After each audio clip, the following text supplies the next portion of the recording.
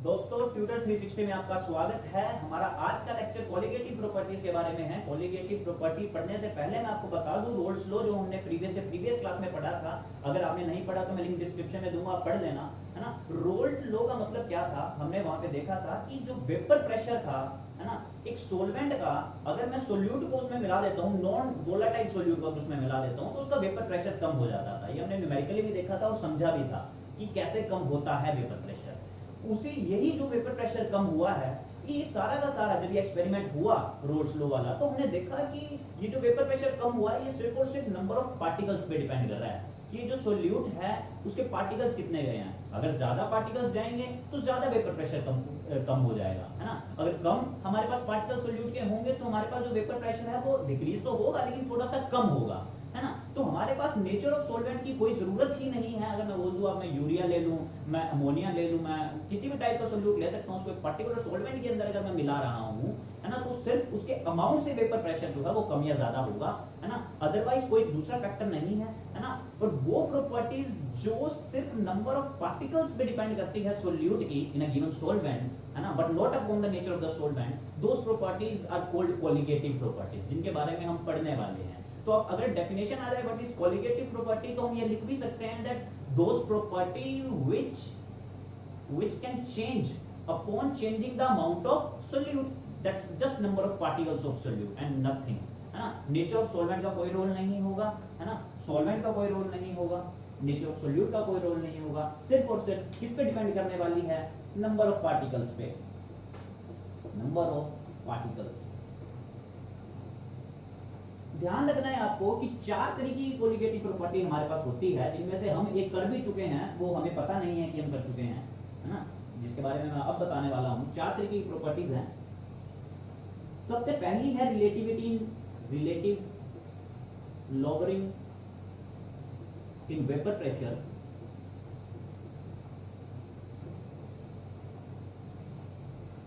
इसको बार बार मैं इतना बड़ा नहीं लिख सकता, तो कोलिगेटिव प्रॉपर्टीज मेरे को पढ़नी है तो मैं इसको बोल दूंगा RLVIP, जस्ट ये मेरी टाइप की अंडरस्टैंडिंग और कुछ नहीं है। आप भी ऐसा कर सकते हो बिकॉज हम बार बार ये सब चीजें नहीं लिख सकते, है ना। Relative lowering in vapour pressure, second is elevation in boiling point, third is depression in freezing point, and last and the most important that is osmotic pressure। बहुत इंपॉर्टेंट है osmotic pressure, इसको पाई से डिनोट किया जाता है ना। इसको मैं DIFP लिख देता हूं, DIFP।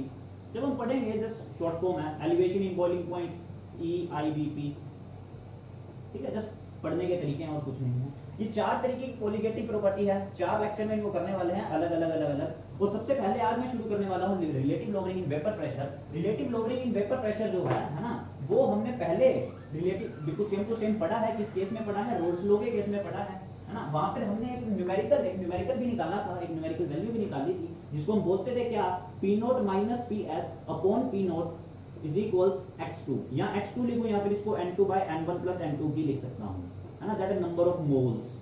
x2 क्या था, mole fraction of solute, mole fraction of solute, this is number of moles of solute.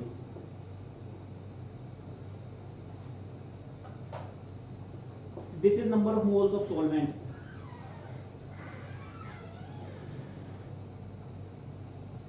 देखिए जो हमारे पास ये हमने किया क्या है, बेसिकली हमने एक ऐसा सॉल्वेंट लिया है, उस सॉल्वेंट के अंदर हमने क्या डाल दिया है, सोल्यूट डाल दिया है। ये सोल्यूट कौन सा है, नॉन वोलेटाइल, ये जरूर ध्यान रखना, सोल्यूट कौन सा है, नॉन वोलेटाइल। सॉल्वेंट कैसा भी हो सकता है लेकिन फिलहाल हम कैसा ले रहे हैं, वोलेटाइल ले रहे हैं। ओके, नॉन वोलेटाइल जो सोल्यूट हमने डाला है सिर्फ और सिर्फ उसकी अमाउंट पे डिपेंड करने वाला है, क्या, रिलेटिव लॉगरिंग वेपर प्रेशर की, वेपर प्रेशर कितना कम होगा। और जो भी टर्म सिर्फ अमाउंट पे डिपेंड करती है उसको क्या बोलते हैं, कोलिगेटिव प्रॉपर्टी, इसलिए हम इसको कोलिगेटिव प्रॉपर्टी में पढ़ रहे हैं, है ना। So it is non volatile, it is volatile, it is mole fraction of solute, it is number of moles of solute N2, है ना, ये N1 है। अगर ये बोल रहे तो number total number of moles in solution N1 plus N2, ठीक है। इस काइंड में मैं चीजें पढ़ता हूं कि हाँ ये जो है P0 क्या है, it is the vapour pressure of solvent, pure solvent, तभी तो कम हुआ है, This is the vapor pressure of solution. This is again P naught. So this is vapor pressure of solvent, है ना. ऊपर पॉजिटिव वैल्यू आती है, सो हमेशा ज्यादा वाला कम से माइनस होगा, है ना. So this is P naught. P naught ज्यादा होगा. P naught is always greater than PS. Solvent का ज्यादा है, तभी मैंने इसको रिलेटिव लोवरिंग बोला है. रिलेटिव क्यों बोला है? क्योंकि हमने P naught के कंपैरिजन में इसको देखा है. That's why it is relative, है ना. अगर ये देखो, this is just a lowering, है ना. This is relative lowering. ऐसे मैं चीजों को स्टडी करता हूं, मैं नथिंग. ओके, चलो अगर मैं इसकी न्यूमेरिकल इसको देखूं, समझने की कोशिश करूं, है ना. मैं दोबारा इसको रब आउट करता हूं एंड दोबारा लिखता हूं. देखिए हमने पढ़ा क्या है, हमने P naught minus PS upon P naught पढ़ लिया है, इक्वल्स x2 लिख दिया है. या फिर इस x2 की जगह मैं क्या यूज कर रहा हूं, n2 by n1 plus n2. एक दूसरे फॉर्म में भी मैं इस चीज को पढ़ सकता हूं. कैसे पढ़ सकता हूं, है ना. अगर मैं लिख दूं, मैं जानता हूं नंबर ऑफ मोल्स क्या होता है, it is weight upon molecular mass, या फिर given weight upon molecular mass. हर चीज बार बार पढ़ते चलेंगे ताकि हमारे दिमाग में छप जाए, है ना. n2 by n1 plus n2 लिखा हुआ है. What is n2? n2 क्या होगा, W2 by m2. n1 क्या होगा, W1 by m1. n2 क्या होगा, W2 by m2.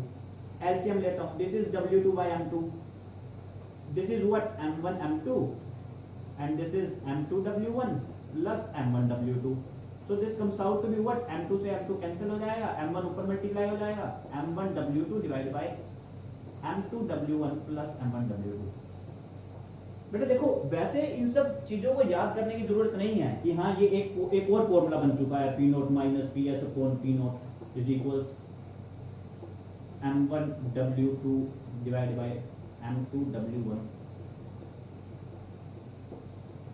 ऐसा नहीं है कि हमें इन सभी फॉर्मूलों को याद करेंगे, है ना. आपको एक याद रखना है, लेकिन आप ये समझने की कोशिश करो, अगर हमारा न्यूमेरिकली चेंज कर दिया जाता है ना. हमें नंबर मास, मोलर मास दिए जाते हैं, हमें वेट दिया जाता है, तो हमारी चीजें जैसे जैसे हमें कॉम्प्लिकेटेड कर दी जाती है, हमें भी थोड़ा सा एडवांस लेवल पे सोचना पड़ता है और ये सब चीजें पढ़नी पड़ती हैं. ठीक है, आप वैसे डायरेक्ट भी ये सब चीजें जानते हो कि हाँ ये वेट अपन मॉलिक्यूलर मास ही होता है.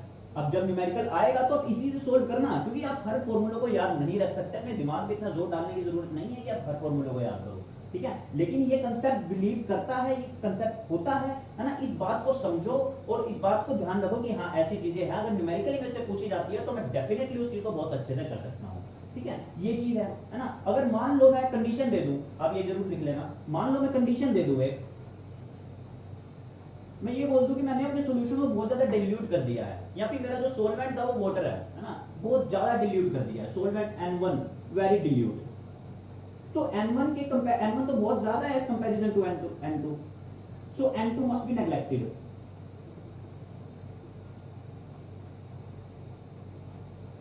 N2 अगर नेग्लेक्ट हो जाएगा तो क्या होगा, it just only become N2 by N1. Formula छोटा सा मॉडिफाई हो जाएगा, वो क्या आ जाएगा, W2 by M2 divided by W1 by M1 and it comes out to be what, W2 M1 divided by W1 M2. तो फॉर्मूला अगेन छोटा हो चुका है. अब आप इस फॉर्मूले को कहां अप्लाई करोगे, आप देखोगे उन न्यूमेरिकल में जिनके अंदर नंबर ऑफ मोल्स एक सॉल्वेंट के बहुत ज्यादा है as compare to what, as compare to the number of solute, है ना. वहां पे ये फॉर्मूला लगेगा. तो आप इस काइंड से फॉर्मूले ध्यान रख सकते हो, बिल्कुल ध्यान रख सकते हो, है ना. ये जो रिलेटिव लोवरिंग वेपर प्रेशर था, इसको हमने एक्सपेरिमेंटल भी स्टडी किया. एक्सपेरिमेंटल जो साइंटिस्ट थे जिन्होंने स्टडी किया था, उनका नाम था ओस्टवोल्ड. ओस्टवोल्ड नाम के साइंटिस्ट थे, है ना. इसलिए इसको ओस्टवोल्ड वोकर मेथड भी जाना जाता है. ओस्टवोल्ड वोकर मेथड क्या कहते हैं? ओस्टवोल्ड वोकर मेथड ये बोलता है, अगर मैं एक ये बल्ब लूं, मतलब एक क्लोज कंटेनर, इसके अंदर मैं यहां पर डाल दूं, these are just pure solution. Okay, this is pure solvent, या फिर ओनली सॉल्वेंट. प्योर लगाऊं ना लगाऊं कोई फर्क नहीं पड़ता है, ओनली सॉल्वेंट. सॉल्वेंट का इसका जो वेपर प्रेशर होगा वो होगा P नोट, है ना. सॉल्यूशन का जो वेपर प्रेशर होगा वो होगा PS. ठीक है, मैं इसके अंदर क्या करता हूं, इसके अंदर मैं एयर पास आउट कर देता हूं, एयर. और अगर मेरा सॉल्यूशन जो है, अगर मेरा सॉल्यूशन, इफ माय सॉल्यूशन है सॉल्वेंट वाटर, अगर वाटर सॉल्यूशन है तो मैं उसके साथ में एक एनहाइड्रस कैल्शियम क्लोराइड से भरी हुई, है ना, एक ट्यूब भी लगा दूंगा, जो काम किसके आएगी, वाटर मॉलिक्यूल को सोखने नहीं देगी, है ना, सारा का सारा जो पार्टिकल है वो जाएगा, है ना, यहाँ से भी इसको बाहर निकाल देता है। ये कुछ इस टाइप की होगी, जो एयर प्रेशर है वो इस टाइप का होगा। अब देखो इसका जो वेपर प्रेशर है, मैं बोल रहा हूं इसका वेपर प्रेशर एयर के कारण क्या हो रहा है, धीरे धीरे इसके जो बबल्स है, इसका जो वेपर प्रेशर है, जो वेपर प्रेशर यहाँ पे बना हुआ है वो यहाँ पे ट्रांसफर होगा, वो यहाँ जाएगा। इसका बेसिकली इसका वेट क्या होने वाला है, डिक्रीज होगा, वेट डिक्रीज। अगर इसका वेट मैं W1 बोल दूं, सोलवेंट का वेट W1 है, सोलवेंट का वेट है, W2 सोल्यूट का वेट है, तो बेसिकली W1 कम होगा, किस पे डिपेंड करेगा, प्रेशर पे। ये W2 है, ये भी कम होगा, W2 तो कम होगा। मैं इसको न्यूमेरिकली समझने की कोशिश करता हूं, है ना, ये ओस्टवर्ड वॉकर मेथड है, ओस्टवर्ड साइंटिस्ट ने दिया था इनको, है ना। इस अब मैं यहां पर लिखता हूं क्या, देखिए मान लो कि हमारे पास जो वेट इसमें डिक्रीज हुआ है, वो किसके डायरेक्टली प्रोपोर्शनल है, weight decrease in solution side में जो वेट डिक्रीज हुआ है वो डायरेक्टली प्रोपोर्शनल किसका, भाई जितना वेपर प्रेशर इसका है, मैंने पहले ही बोला, that is only PS, but this is W1 is directly proportional to PS, but weight जो डिक्रीज हुआ है नेक्स्ट का, क्योंकि वेट तो यहां से भी डिक्रीज होने वाला है, लेकिन वो सिर्फ इसके वेपर प्रेशर पे ना निर्भर होकर, weight decrease in solvent side, वो किस पे डायरेक्टली प्रोपोर्शनल होगा, इन दोनों के डिफरेंस से। इसी को ही कंबाइन करके ये लिखा जाता है P0 minus PS by P0 is equals W2 by W1 plus W2। This is the total weight of solution,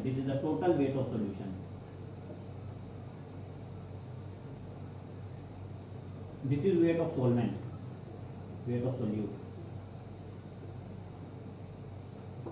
सो ये जो relative lowering in vapour pressure आप देख रहे हो, अच्छा ये नंबर ऑफ पार्टिकल्स ही है, बेसिकली मोल्स ही हैं, m नहीं है, है ना। सब कुछ जो हो रहा है डायरेक्टली प्रोपोर्शनल, क्योंकि देखो ना यहाँ पर हमने शुरुआत इससे की थी, शुरुआत ही हमने ये की थी।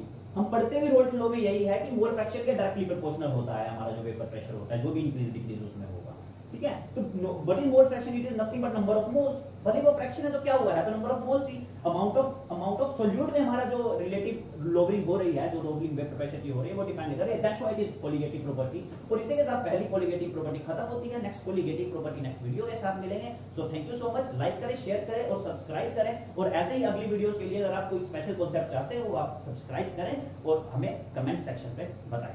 Thank you.